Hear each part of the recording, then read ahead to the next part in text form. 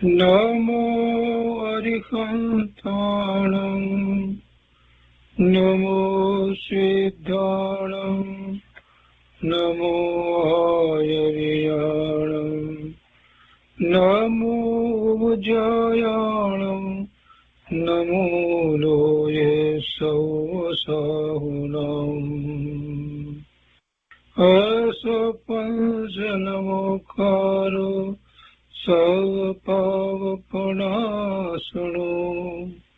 मङ्गलानं च सौवर्चे परमं वै मङ्गलम् अज्ञानतिमिरन्धानां ज्ञानाञ्जनशलाकया चक्षुरुन्मीलितं येन तस्मै श्रीगुरुवे नमः मुखादिव्याकुक्षिरत्नं शब्दजितवर्यात्मजम् श्रीराजचन्द्रयहुं वन्दे तत्त्वलोचनदायकम् प्रभुतत्त्वलोचनदायकम्। કૃપાળુદેવના વચનામૃતનો સ્વાધ્યાય. એમાં આપણે હાથ નોંધ 1 નો સ્વાધ્યાય કરી રહ્યા છીએ. એનો 10મો ભાગ ચાલે છે. 10મા ભાગમાં કેટલાક બોર્ડ કર્યા છે. આગળ લઈએ છીએ. પાનો નંબર 795. અહીંયા 10મો ભાગ. એમાં કે છે સ્યાત મુદ્રા તે સ્વરૂપ સ્થિત આત્મા છે. શ્રુત જ્ઞાનની અપેક્ષાએ સ્વરૂપ સ્થિતિ આત્માએ કહેલી શિક્ષા છે. સ્યાત મુદ્રાની આપણે ગઈ વખતે વાત કરી હતી. સ્યાત મુદ્રા તે સ્વરૂપ સ્થિત આત્મા છે એમ કહ્યું. કેમ કે અન્ય મતની જે વાત અહીંયા ઉપર પહેલા કરી એના સંબંધી એના અનુસંધાનમાં જ આ વાત કરી કે દિગ્ભંગ જ્ઞાન દર્શન અને દર્શનમાં માનવામાં આવ્યું છે, પણ એમાં મુખ્ય પ્રવર્તકોએ જે ધર્મ માર્ગ બોધ્યો છે તે સમ્યક થવા સ્યાત મુદ્રા જોઈએ. એટલે એમણે એકાંતે વસ્તુ સ્વરૂપને સ્વીકાર્યું છે. એટલે એ જે રીતે કે છે એ રીતે નહીં, પણ અનેકાંત દ્વારા વસ્તુ સ્વરૂપને સ્વીકારે તો એ સ્યાદવાદ કથન થાય. અને સ્યાદવાદ દ્વારા એટલે કે જે કંઈ કહેવામાં આવે એ બધું સ્યાદવાદ દ્વારા, અથવા તો એમ કહીએ કે સ્યાત મુદ્રાથી કહેવામાં આવ્યું હોય તો એ સમ્યક કહેવાય. એટલે એ વાતના અનુસંધાનમાં જ સ્યાત મુદ્રાની વાત કરે છે. સ્યાત મુદ્રા તે સ્વરૂપ સ્થિત આત્મા છે. એટલે આત્માનું સ્વરૂપ જ એવું અનેકાંત સ્વરૂપ છે અને એમાં અનેક અપેક્ષાથી બધી વાત કહેવામાં આવે છે. અનંત ગુણ છે અને એટલા જ ધર્મો છે, તો બે વિરોધાભાસી ધર્મો એક સાથે જ રહ્યા છે, તો એનું જ્યારે પ્રકાશવું થાય તો પછી એ એકાંતે પ્રકાશવું કઈ રીતે થઈ શકે? એ અનેકાંત દ્વારા જ થાય, એટલે સ્યાદવાદ દ્વારા જ થાય. તો સ્યાત મુદ્રા તે સ્વરૂપ સ્થિત આત્મા છે. શ્રુત જ્ઞાનની અપેક્ષાએ સ્વરૂપ સ્થિત આત્માએ કહેલી શિક્ષા છે. એટલે અનેક નય દ્વારા વસ્તુ સ્વરૂપને આપણે જાણીએ છીએ તો એ નય શ્રુત જ્ઞાનમાં પડે છે. એટલે શ્રુત જ્ઞાનની અપેક્ષાએ સ્વરૂપ સ્થિત આત્માએ કહેલી શિક્ષા છે. એવા શ્રુત જ્ઞાનની અંદર આત્માની જ્યારે વાત કરવામાં આવે તો પછી એ અનેકાંત દ્વારા જ કહી શકાય. શ્રુત જ્ઞાનની અપેક્ષાએ સ્વરૂપમાં સ્થિત એવું એ આત્મા એને કહેલી આ વાત છે. એ પછીથી આગળ લઈએ છીએ. ત્યાં સુધી આપણે કર્યું હતું અને અહીંયા હવે આગળ કહે છે કે નાના પ્રકારના નય, નાના પ્રકારના પ્રમાણ, નાના પ્રકારની ભંગજાળ, નાના પ્રકારના અનુયોગ એ સગળા લક્ષણારૂપ છે. લક્ષ એક સચ્ચિદાનંદ છે. નાના પ્રકારના એટલે વિવિધ પ્રકારના નય એટલે જુદી જુદી અપેક્ષા, જુદા જુદા દ્રષ્ટિકોણ. નાના પ્રકારના પ્રમાણ અને એ જ રીતે પછી પ્રમાણ જ્ઞાન થાય. અમુક દ્રષ્ટિકોણથી વસ્તુ સ્વરૂપ આમ છે, બીજા દ્રષ્ટિકોણથી આમ છે, ત્રીજા દ્રષ્ટિકોણથી આમ છે, અને પછી એ બધા અને સાથે લઈ અને જે જ્ઞાન હોય તો એને પ્રમાણ જ્ઞાન કહીએ. એટલે એવા અનેક પ્રકારે પ્રમાણ જ્ઞાન, નાના પ્રકારની ભંગ જાણો.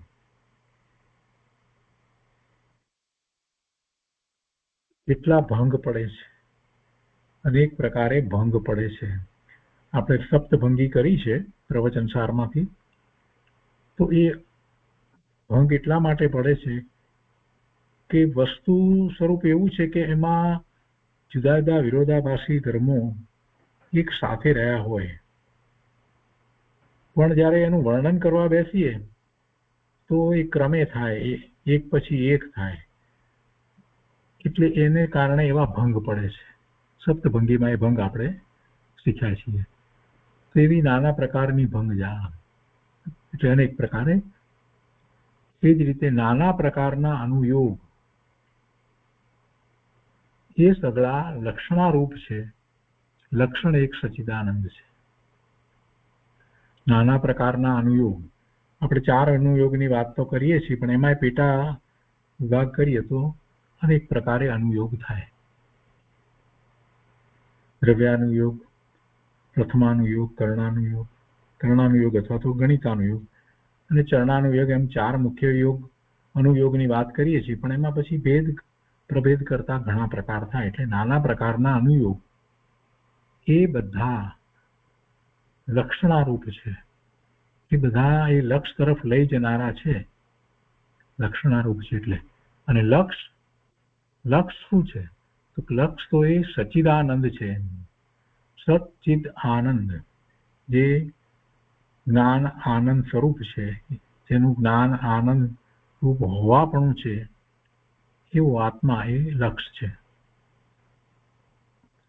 એ પછી આગળ કહે છે કે દ્રષ્ટિ વિષ ગયા પછી ગમે તે શાસ્ત્ર, દ્રષ્ટિ વિષ એટલે જે શ્રદ્ધા છે, શ્રદ્ધામાં વિપરીતતા, એ દ્રષ્ટિ વિષ. ઊંધી દ્રષ્ટિ, ખોટી દ્રષ્ટિ, વિપરીત માન્યતા, એટલે એને ઝેર કહ્યું. એ દ્રષ્ટિ વિષ ગયા પછી, એટલે કે બીજી રીતે કહીએ તો સમ્યક તો થયા પછી ગમે તે શાસ્ત્ર, ગમે તે અક્ષર, ગમે તે કથન, ગમે તે વચન, ગમે તે સ્થળ પ્રાયે અહિતનું કારણ થતું નથી. સમ્યક દ્રષ્ટિને એ બધું અહિતનું કારણ થતું નથી, કેમ કે એને તો આત્માનો અનુભવ થયો છે.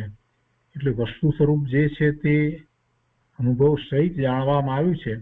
એટલે બીજી ગમે તે વાત આવે તો પણ એથી એને કાંઈ અહિતનું કારણ થતું નથી. એ એમાં ભૂળવાઈ જાય કે ભેરવાઈ જાય એવું કાંઈ થતું નથી. એ વિપરીત માન્યતામાં શ્રદ્ધા કરી અને એમાં જે પછી આગળ વધે એવું કાંઈ થતું નથી, કેમ કે પરમ સત્ય એને જાણી લીધું છે. અનુભવ સહિત આત્માના સ્વરૂપને એને જાણ્યું છે. એટલે એને આ બધું ગમે તે રીતે હોય તો પણ કોઈ વાંધો આવતો નથી. એટલે એ દ્રષ્ટિવિષને આપણે મિથ્યાત્વ પણ કહી શકીએ. એ પછી આગળ કહે છે પુનર્જન્મ છે, જરૂર છે, એટલે છે જ એમ. એ માટે હું અનુભવથી હા કહેવામાં અચળ છું. અનુભવથી હા કહેવામાં અચળ છું એટલે એમાં કોઈ ફરવાનું નથી, એમ જ છે. અનુભવથી હા કહું છું અને હંમેશને માટે એમ જ કહીશ. અનુભવથી હા કહું છું, એમને અનુભવ છે. પુનર્જન્મ છે એટલે પોતાને જાતિસ્મરણ જ્ઞાન હતું, ઘણા ભાવનું જાતિસ્મરણ જ્ઞાન હતું એમને. એટલે કૃપાળુદેવ તો સહેલાઈથી કહી શકે. એટલે પુનર્જન્મ છે, જરૂર છે. કોઈને એમ થાય કે પુનર્જન્મ છે એની આટલી બધી વાત શું, અને એમાં આટલું બધું શું કે હું અનુભવથી હા કહેવામાં અચળ છું. પણ એ બહુ મહત્વનું છે. પુનર્જન્મ ન હોય તો આ ભાવમાં ગમે તે કરો ને ગમે તેટલા પાપ થાય, ગમે તે થાય, અને ગમે તેવી વિપરીતતા હોય, ગમે તેવી ઊંધી શ્રદ્ધા કરવામાં આવે તો એ બધું એને નડે નહીં. જન્મ જ ફરી લેવાનો ન હોય તો પછી પુનર્જન્મ છે એમ કહીએ તો પછી પ્રશ્ન થાય કે તો આ વર્તમાનમાં જે કાંઈ કરીએ છીએ એની અસર હવે પછીના જન્મ ઉપર થશે? એક એવો પ્રશ્ન થાય. એટલે એવી એક વિચારણા ચાલે. અને બીજી વિચારણા એમ ચાલે કે પુનર્જન્મ છે તો આ જન્મ થયો એની પહેલા જન્મ હશે ને, એના પછી આ જન્મ થયો ને. તો એ બંનેનો વિચાર કરીએ અને એનો સુમેળ સાધીએ તો આપણને ખ્યાલ આવે કે આપણે મોક્ષ માર્ગમાં પ્રવર્તવા માટેનો પુરુષાર્થ ન કરીને કેટલી મોટી ભૂલ કરી રહ્યા છીએ. જીનવાણીને ન માની અને કેટલી મોટી ભૂલ કરી રહ્યા છે. ઘણા લોકો નથી માનતા, આ બધી વાત જીનવાણીની શાસ્ત્રની વાત નથી માનતા, પણ એ કેટલી મોટી ભૂલ કરી રહ્યા છે એ એમને ત્યારે જ ખ્યાલમાં આવે કે એ સાચો નિર્ણય કરે કે ખરેખર પુનર્જન્મ છે. અને પુનર્જન્મ છે તો એનો અર્થ એ થયો કે ગયા ભાવમાં પોતે હતો ને આ ભાવમાં પણ છે. તો ગયા ભાવમાં હતો તો પછી એના પહેલાના ભાવમાં પણ હોય, તો એના પહેલાના ભાવમાં પણ હોય, તો પછી એ પછીના બધા એ પ્રમાણે જે ભાવ થયા એ બધામાં પોતાની કેવી સ્થિતિ હતી, અને પોતાને આ જે પ્રાપ્ત થયું અને બીજાઓને જુદી રીતે પ્રાપ્ત થયું, કોઈને કાંઈ પ્રાપ્ત નથી થયું. કેટલાક લોકો બિચારા સાવ બહુ જ સામાન્ય અવસ્થામાં જીવે છે, ખાવા પીવાના પણ સાંસા હોય, પહેરવા કપડાં પૂરતા ન મળતા હોય, ઘર પણ ન હોય, આવા લોકો પણ છે. અને બીજા ધનાઢ્ય લોકો પણ છે, લક્ષ્મીવાન લોકો છે. તો આ બધાનો એને વિચાર થાય ને કે એવું કેમ, પહેલાના જન્મમાં શું એવું હશે કે જેને કારણે આ ભાવમાં કોઈકને આવું મળે ને કોઈકને બીજી રીતે મળ્યું. તો જે કંઈક કારણ હોવું જોઈએ. અને જો એવી રીતે જો કારણ હોય તો પછી હવે પછીનો જે જન્મ થશે એમાં મને કઈ રીતે મળશે કે જેથી કરી અને હું સુખી થઉં? અને એવું કેટલો વખત ચાલશે? પુનર્જન્મ થયા જ કરે તો દરેક વખતે મારે એ જ પ્રયત્ન કરવાનો કે આવતો ભવ જે છે એમાં મને સુખ સામગ્રી સાધન સંપત્તિ મળે, અને એને માટેનો પ્રયત્નમાં જો હું ક્યાંય પણ ખોટો પ્રયત્ન કરું, ભૂલ કરું અથવા તો આળસ કરું તો પછી મને એ બધું ન મળે. આવો જેને કાંઈ ધર્મનો ખ્યાલ નથી ને એ પણ સામાન્ય આવો વિચાર કરે ને તો પણ એ પછી શ્રી ગુરુ પાસે દોડી જાય કે મને હવે સમજાવો મારે શું કરવું. એટલે આ પુનર્જન્મની વાત જે છે એનો નિર્ણય જેને નથી થયો ને એ ભલે ગમે તેટલા હોશિયાર હોય, ગમે તેટલા પીએચડી થયા હોય, ગમે તે હોય, પણ એ તો મોટી ભૂલ કરી રહ્યા છે, મોટું જોખમ ખેડી રહ્યા છે. પુનર્જન્મને માનતા નથી એટલે આવતા ભાવ માટેની કોઈ તૈયારી કરતા નથી. એટલે ખૂબ મોટું જોખમ કે આ ભાવમાં જે મળ્યું છે એવું પછી આવતા ભાવમાં મળશે નહીં. એટલે પુનર્જન્મની વાત જે છે એ બહુ મહત્વની છે. પુનર્જન્મ છે, ફરીથી જન્મ થવાનો જ છે, નિશ્ચિત છે. કેમ કે આત્મા છે તે અવિનાશી છે. પુનર્જન્મ કેમ થાય છે પછી એનો વિચાર કરે, કેમ એવું જન્મ થયા કરે છે, એક સરખું કેમ નથી રહેતું એનો વિચાર કરે. અને જે જન્મ થયા કરે છે તો એમાં કઈ વસ્તુ એવી છે કે જે દરેક વખતે હોય છે? તો આત્મા, જીવ એ દરેક વખતે એ જ હોય છે, બીજું બધું બદલાય છે. એટલે આવી બધી સમગ્ર વાતનો એના ઉપરથી વિચાર થાય. એટલે એ વાત બહુ મહત્વની છે. કૃપાળુદેવ કહે છે કે પુનર્જન્મ છે, જરૂર છે, એ માટે હું અનુભવથી હા કહેવામાં અચળ છું. આગળ કહે છે કે આ કાળમાં મારું જન્મવું માનું તો દુઃખદાયક છે અને માનું તો સુખદાયક પણ છે. આ કાળમાં મારો જન્મ થયો એને કોઈ અપેક્ષાથી એમ માનવું તો એ દુઃખદાયક છે, અને કોઈ અપેક્ષાથી માનવું તો એ સુખદાયક પણ છે. દુઃખદાયક એ અપેક્ષાથી કે હજી ભવ થયો ને એટલે એ અપેક્ષાથી આ કાળમાં મારું જન્મ માનવું તો દુઃખદાયક છે. અને એમાં ભવ થયો એટલું જ નહીં, પણ એવા કાળમાં ભવ થયો કે જ્યારે તીર્થંકર ભગવાન કેવળી પરમાત્મા રહ્યા નહીં, એવા કાળમાં પંચમ કાળમાં જન્મ થયો. એટલે જ્ઞાની પુરુષને ભગવાનના વિરહ પડ્યા હોય એટલે દુઃખ લાગે, એ અપેક્ષાથી પણ દુઃખદાયક છે. અને બીજી રીતે કહે છે કે અને માનવું તો સુખદાયક છે. તો સુખદાયક એ અપેક્ષાથી છે કે પોતાને જીનવાણી પ્રાપ્ત થઈ છે, પોતાને એટલા પૂર્વના ભવનું જાતિસ્મરણ જ્ઞાન વગેરે છે, પોતે જે કંઈ કરીને આવ્યા છે એને કારણે પોતાની વર્તમાન દશામાં સમ્યક દર્શન સહિત પોતે ઘણી ઊંચી ભૂમિકામાં છે. એટલે વર્તમાન પર્યાયને ગૌણ કરી અને પોતાનું સ્વરૂપ શુદ્ધ છે, ત્રિકાળ શુદ્ધ છે એવો સ્વાનુભવ વર્તે છે અને પુરુષાર્થ પણ એવો જ વર્તી રહ્યો છે. એટલે બહારના સંયોગો તરફ લક્ષ ન કરવામાં આવે તો પોતાને આત્મામાંથી તો આનંદની અનુભૂતિ થાય જ છે, એટલે સુખદાયક પણ છે. એ પછીથી હાથ નોંધ 1 પૃષ્ઠ 26માં પાના ઉપર લખ્યું છે તે લઈએ. એમાં કહે છે કે એવું હવે કોઈ વાંચન રહ્યું નથી કે જે વાંચી જોઈએ. છીએ તે પામીએ એ જેના સંગમાં રહ્યું છે તે સંગની આ કાળમાં નિન્નતા થઈ પડી છે. એવું હવે કોઈ વાંચન રહ્યું નથી કે જે વાંચી જોઈએ, એટલે વાંચી જઈએ એ બધું જ વંચાઈ ગયું છે. બીજી રીતે કહીએ તો બધું વંચાયું છે એટલે કે જે કંઈ વાંચનમાં આવે, જે કંઈ શાસ્ત્ર વગેરે જે હાથમાં લે છે તો એના સંબંધી એમને તો બધું જ જ્ઞાન છે. એમને તો તરત જ એ વાત બધી જ સ્પષ્ટ લાગે છે. એક વખત સામાન્ય આમ પાના ફેરવી જાય તો એ કૃપાળુદેવને આપણે પૂછીએ તો એમાં તો બધું જ તમને યાદ હોય. એટલે બધું વંચાઈ ગયું છે. બીજો અર્થ એવો પણ છે કે જયારે આત્માની આવી અનુભૂતિ થઈને દ્રષ્ટિ સ્વરૂપ તરફ જ રહ્યા કરે, વારંવાર નિર્વિકલ્પ ધ્યાન થતું હોય તો પછી હવે આ જે દ્રવ્યસુખ જે છે એનો અભ્યાસ કઈ બાકી રહ્યો છે એમ નથી લાગતું. એટલે હવે તો માત્ર એક જ વાત છે કે એવું ચારિત્ર અંગીકાર કરી લેવું. એટલે એમની એ વખતે એવી ભાવના પણ હતી મુનિદશા અંગીકાર કરવાની. એટલે કે છે કે એવું હવે કોઈ વાંચન રહ્યું નથી કે જે વાંચી જોઈએ. છીએ તે પામીએ એ જેના સંગમાં રહ્યું છે તે સંગની આ કાળમાં ન્યૂનતા થઈ પડી છે. ઓછું છે. જેના સંગમાં એ ભાવના વધારે પ્રબળ થાય છે એ સંગ હવે મળતો નથી. એવા જ્ઞાની, ધર્મી, એવા કેવળી પરમાત્મા, એવા ગંધર્વ ભગવાન, એવા 7મા 6ઠે ઇન્સાનને જીવતા મુનિરાજ, એ બધાનો સંગ હવે મળતો નથી. છીએ તે પામીએ.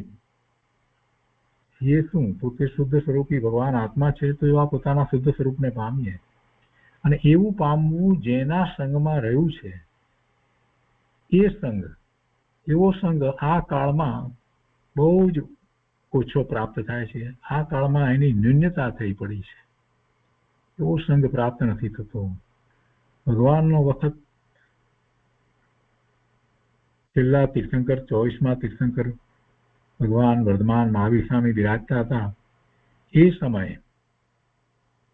સમય અને એ વખતે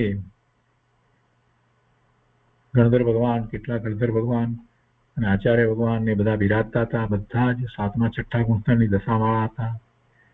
અને ગણધર ભગવાને પણ પછી કેવળ જ્ઞાન પ્રગટ કર્યું. આ બધાનો વિચાર જયારે કરીએ છીએ ત્યારે થાય છે કે એ વખતનો કાળ કેવો અદભુત હશે. 2500 વર્ષ પહેલાનો વિચાર કરીએ તો. અને એ એવો કાળ હોય જ્યારે પ્રભુની દિવ્ય ધ્વનિ આપણને પ્રત્યક્ષ પ્રાપ્ત થતી હોય, બધા જ સમાધાનો સમોસરણમાં બેસતાની સાથે જ થઈ જતા હોય, તો એ બધું કેવું કહેવાય? જેને પોતાના સ્વરૂપની પ્રાપ્તિ કરવી છે એને તો એ વાત સાંભળતા જ ખૂબ આનંદ થાય. કહું સમૂહશરણમાં બેસી અને પ્રભુની દિવ્ય ધ્વનિ સાંભળીએ અને એવા કેવળી પરમાત્માના અને તીર્થંકર ભગવાનના સાક્ષાત દર્શન કરીએ. એવા ગણધર ભગવાન, આચાર્ય ભગવાન, મુનિ મહારાજ બધાના સાક્ષાત દર્શન કરીએ. જ્યાં દેવો પણ આવતા હોય પ્રભુના દર્શન કરવા, ત્યાં આપણે બેસીને પ્રભુની વાણી સાંભળીએ. ઇન્દ્રો પણ ત્યાં પ્રભુની વાણી સાંભળવા આવતા હોય ત્યાં આપણે બેસીએ અને એમની વાતને સાંભળીએ, સમજીએ. બધા જ સમાધાનો આપણને પ્રાપ્ત થઈ જાય. કોઈ શંકા આશંકા રહે નહીં. એટલું બધું અદભુત કહેવાય. પછી જીવને ક્યાંય બીજે જવાનું મન ન થાય. જ્યાં સામાન્ય વેરઝેર જે સંસ્કારવત જે વેરઝેર જે જીવો વચ્ચે ચાલ્યા આવે છે એ પણ એ જીવો ભૂલી જાય છે. એવો તો પ્રભુનો અતિશય છે. ને એ અતિશય એ અતિશયનો પ્રભાવ બધા ઉપર પડે છે. તો એ સમોસરણ અને એમાં બિરાજમાન એ બધા મહાત્માઓ એવો સંગ હવે અત્યારે રહ્યો નહીં. પંચમ કાળમાં ભરત ક્ષેત્રને વિશે એ વાત નથી રહી. એટલે કે છે કે એ નથી. એ સંઘની આ કાળમાં ન્યૂનતા થઈ પડી છે. એટલે એવા શ્રુત કેવળી પણ હવે રહ્યા નહીં. જેમને 12 અંગનું જ્ઞાન હોય એવા તો ન રહ્યા, પણ એક અંગનું પૂરું જ્ઞાન હોય એવા શ્રુત કેવળી પણ નથી. અંગના અમુક ભાગનું જ્ઞાન હોય એવા પણ હવે જોવા મળતા નથી. કુંકુંદાચાર્ય ભગવાનને એક અંગનું પૂરું જ્ઞાન ન હતું, અંગના અમુક ભાગનું જ્ઞાન હતું. અને પછી જે મહાવિદ્ય ક્ષેત્રમાં જઈ આવ્યા અને એમાંથી પણ કેટલા બધા પોતે પોતાનામય થઈ ગયા અને કેટલા શાસ્ત્રોની રચના કરી. તો જ્યારે એવું જેને 12 અંગનું જ્ઞાન હશે એમની તો શું વાત થાય. તો એ બધો સંઘ, એ બધા સંઘનો વિચાર કરીએ તો આપણને ખ્યાલ આવે કે ઓહો, એવો સંઘ અત્યારે નથી, એવો સંઘ અત્યારે ઉપલબ્ધ નથી. એટલે તે સંઘની આ કાળમાં ન્યૂનતા થઈ પડી છે. એવા સંઘે પોતાના સ્વરૂપની પ્રાપ્તિ સહેલાઈથી થાય. એટલે કહે છે કે જે છીએ શુદ્ધ આત્મા છીએ તો એવા શુદ્ધ સ્વરૂપને પામીએ એવો સંઘ અત્યારે વર્તમાનમાં પ્રાપ્ત થતો નથી. આગળ કહે છે વિકરાળ કાળ, વિકરાળ કાળ, વિકરાળ કર્મ, વિકરાળ આત્મા, જેમ પણ એમ હવે ધ્યાન રાખો એ જ કલ્યાણ. અંતરમાં એમના અંતરમાં શું ચાલતું હશે એની તો આપણે કલ્પના કરવી જ રહી. પણ લખે છે કે વિકરાળ કાળ, આ કાળ એવો છે એટલે બીજી રીતે કહેવાનો આશય એવો છે કે વર્તમાનમાં જે જીવો અહીંયા જન્મ લે છે એના બહુ સામાન્ય પુણ્ય હોય છે. એવા પુણ્ય હોતા નથી. એમની એટલી બુદ્ધિમત્તા પણ હોતી નથી. તીક્ષ્ણ બુદ્ધિ એમ પણ હોતા નથી. એવી તીવ્ર સ્મરણ શક્તિ વગેરે, તીવ્ર એવી સમજ શક્તિ વગેરે એવું આ કાળને વિશે હવે મળતું નથી, જોવા મળતું નથી. અને ધર્મની સાચી ભાવનાવાળા ઓછા અને ધર્મના નામે મિથ્યાત્વના પોષણ કરવા વાળા વધારે. એટલું જ નહીં, ક્યાંક ક્યાંક ધર્મનું સાચું સ્વરૂપ જાણવા સાંભળવા મળે છે. બાકી તો એ પણ મળતું નથી. ધર્મના આ બધા આગમના અભ્યાસીઓ પણ બહુ ઓછા અને સાચો અભ્યાસ કરવા વાળા પણ ઓછા. અને એ તો બહુ જ ઓછા, પણ એના કરતા ઘણો મોટો સમુદાય તો એવો છે કે જે હિંસામાં ધર્મ માનતો હોય એવો મોટો સમુદાય થઈ પડ્યો છે. હિંસા કરે ને પાછા એમાં એમ માને ધર્મ, એવા લોકો વધારે. એવો આકાળ, એવા અનેક પ્રકારના દર્શનો હોય, એવા ધર્મો, કેટલાય ધર્મો જગતમાં ચાલી રહ્યા છે. અને જૈન મત, જૈન દર્શન, એમાંય પાછા સંપ્રદાયો. એટલે આ બધો કાળ કેવો કહેવાય? વિકરાળ કાળ, વિકરાળ કાળ. અને પછી તે છે કે વિકરાળ કર્મ, કર્મ પણ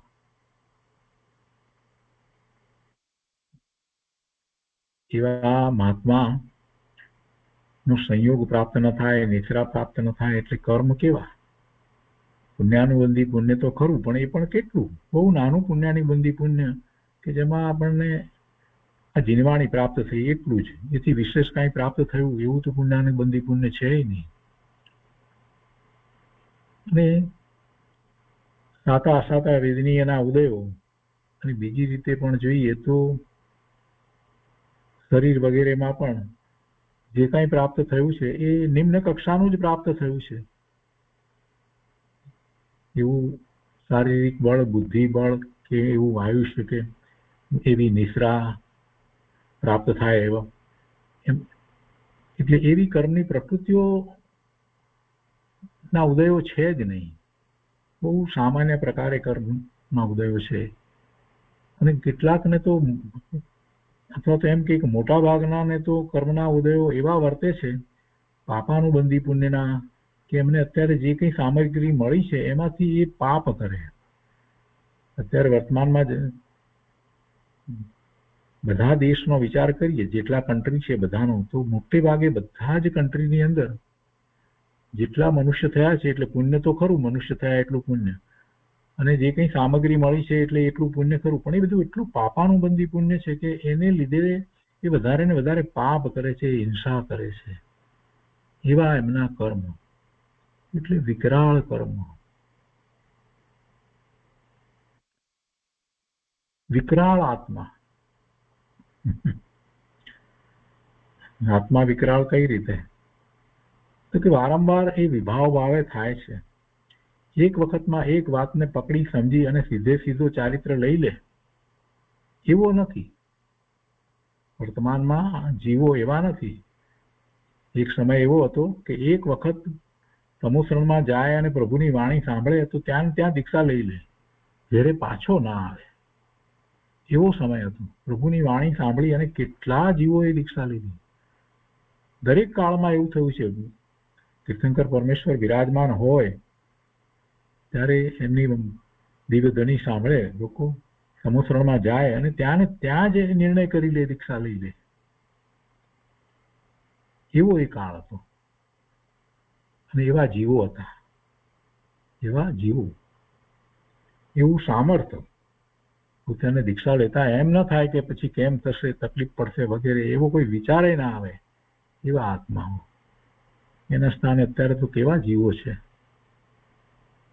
તો આ બધી વાતનો જરાક વિચાર કરીએ તો આપણને ખ્યાલ આવે છે કે ત્યારે વર્તમાન પર્યાયમાં કેવું છે. એટલે કેટલી જાગૃતિ રાખવી, કેટલો મોટો પુરુષાર્થ કરવો પડે, એ બધાનો ખ્યાલ આવે છે. ખૂબ પ્રકાશ હોય, બહુ સરસ રસ્તો હોય, આજુબાજુ સુગંધ આવતી હોય ને ત્યાંથી ચાલ્યા જઈએ એ એક વાત છે, અને એને સ્થાને બીજું કાંટાવાળો રસ્તો હોય, આજુબાજુમાં બધા એવા હિંસક પ્રાણીઓ હોય ને ફરતા હોય ને રસ્તામાં પણ એવા સાપ વગેરે, વીંછી વગેરે આવી જતા હોય ને અંધકાર હોય, એવા રસ્તે જઈએ. એમાં કેટલો ફેર? બસ એટલો ફેર અત્યારે છે. એ ભગવાન વિચરતા હતા એ કાળમાં અને અત્યારના કાળમાં. એ સમયમાં જીવોના એવા પુણ્ય હતા એટલે એ સમયમાં થયા. પણ એવા સમયની અંદર પણ પ્રભુની નિશ્રામાં રહીને પણ કઈ બધા જીવો પામી ગયા એમ તો બન્યું નથી.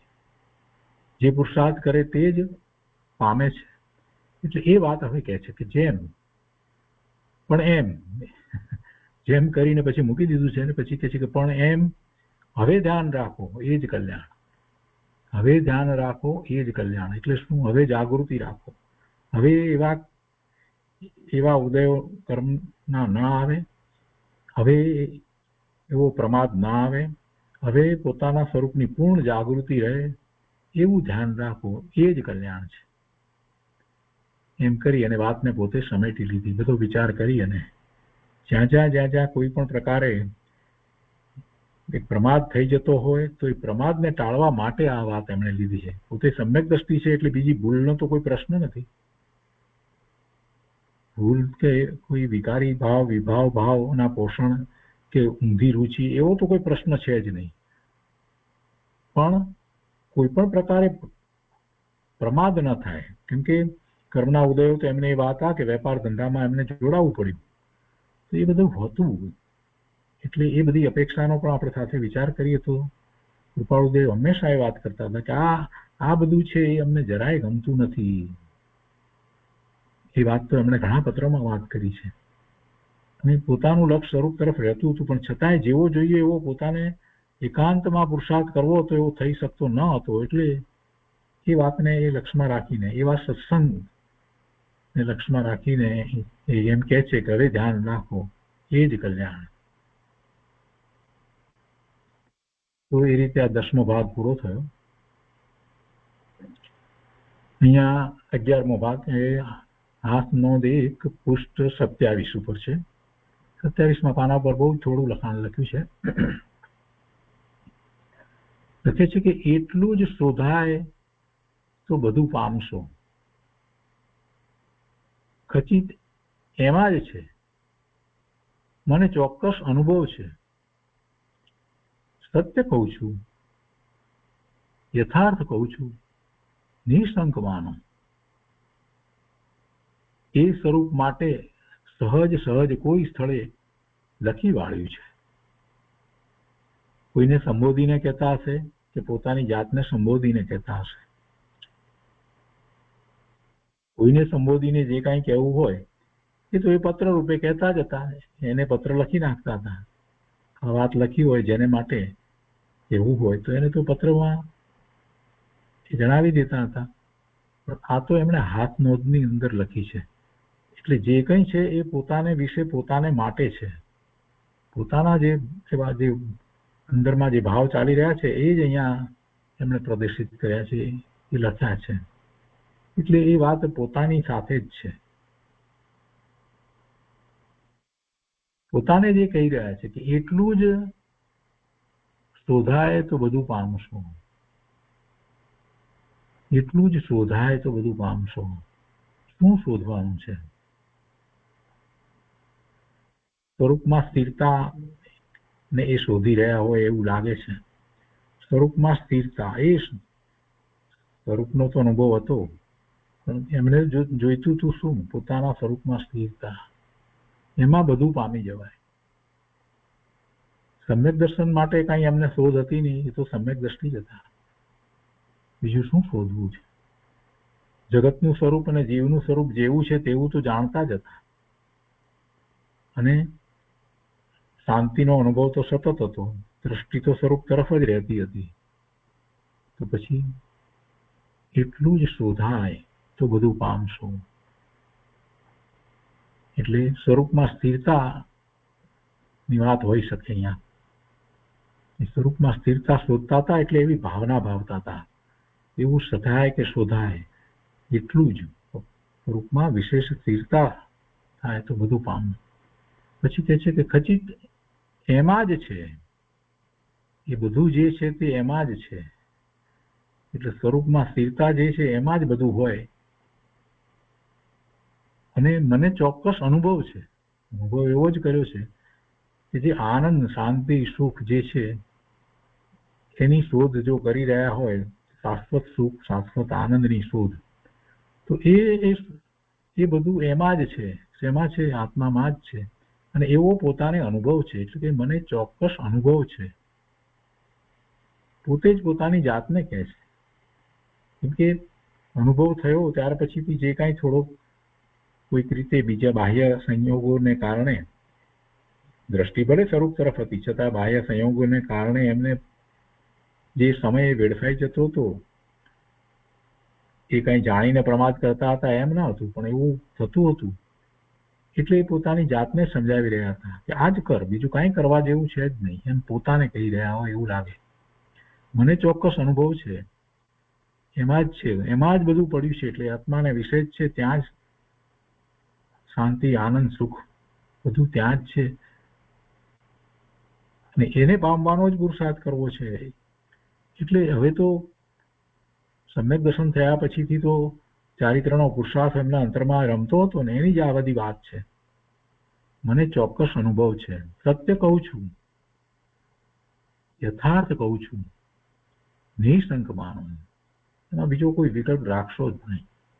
પોતાને માટે કહેતા હોય એટલે નિઃશંક માનો. શંકા કરવા જેવું નથી કે આમ થશે કે કેમ થશે.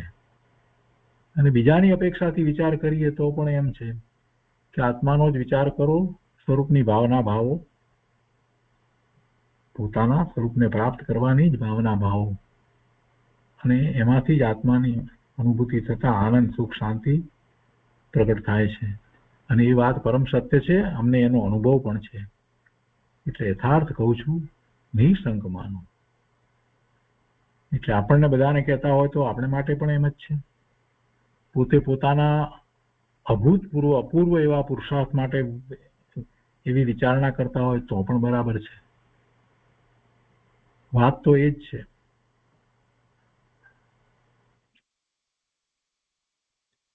એ પછી એક વાક્ય લખ્યું છે ને કે એ સ્વરૂપ માટે સહજ સહજ કોઈ સ્થળે લખી વાળ્યું છે. એટલે પહેલા પણ એમણે એ વાત લખી છે. એ સ્વરૂપ માટે, એ સ્વરૂપને માટે તો ઘણું લખ્યું છે. આત્મસિદ્ધિની શરૂઆત જ એ રીતે કરી છે. જે સ્વરૂપ આમે આવીના અનંત દુઃખ પ્રાપ્ત થયું છે એ વાતથી તો શરૂઆત કરી છે. જે સ્વરૂપ સમજ્યા વિના પામ્યો દુઃખ અનંત. એક જ વાત, સ્વરૂપની જ વાત, સ્વરૂપ પ્રાપ્તિની જ વાત. અને એની વાત તો ઘણી જગ્યાએ ઘણી કરી છે, સહજ કરી છે. કંઈ વિચારીને એમ ગોઠવીને લખ્યું છે એમ નથી. એવા સહજ ભાવ ચાલતા હતા એટલે એ વાત સહજ બધે જ કરી છે. કેટલાય પત્રોમાં કરી છે, કેટલાય લોકોની સાથે પણ કરી છે, એને લખ્યું પણ છે. એટલે કે એ સ્વરૂપ માટે સહજ સહજ કોઈ સ્થળે લખી વાળ્યું છે. એટલે વિશેષ પણ ક્યાંક લખ્યું હશે એટલે એ અપેક્ષાથી કોઈ સ્થળે લખી વાળ્યું છે.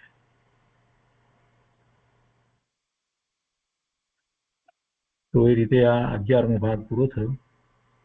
હવે 12મા ભાગની અંદર જે કાવ્ય છે એ આપણે આજે નથી લેતા. આવતા સ્વાધ્યાયમાં આખું કાવ્ય લઈશું. જેટલું બને એટલું સમજવાનો પ્રયત્ન કરીશું. આજનો સ્વાધ્યાય અહીંયા સુધી રાખીએ છીએ.